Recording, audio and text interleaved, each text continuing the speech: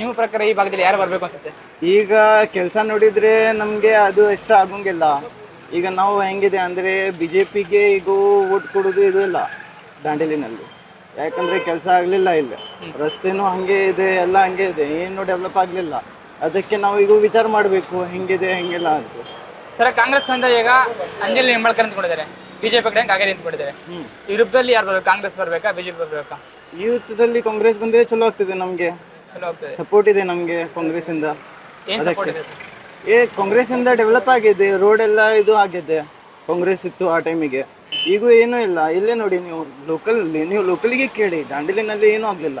ಮತ್ತು ಇದಕ್ಕೆ ನೀವು ಗಟ್ಟರಿಂದ ಕೆಲಸ ನಡ್ತಿದ್ದು ಅದು ಭಾಳ ಟೈಮ್ ಆಗಿತ್ತು. ಅದು 3 ಮಂತ್ಸಿಂದ ಟೈಮ್ ಕೊಟ್ಟಿದ್ದು ಅವರು. 6 ಮಂತ್ to 7 ಮಂತ್ಸ್ ಆಯಿತು ಅದು ಕೆಲಸಕ್ಕೆ. ಅದಕ್ಕಿಂತ ಭಾಳ ಮಂದಿಯವರಿಗೆ ಇದು ಪ್ರಾಬ್ಲಮ್ ಆಗಿತ್ತು ಮನೆಯಿಂದ. ಅದಕ್ಕೆ ಕಾಂಗ್ರೆಸ್ ಬರ್ಬೇಕು ನಿಮಗೆ? ಕಾಂಗ್ರೆಸ್ ಬಂದರೆ ಚಲೋ ಆಗ್ತೈತಿ.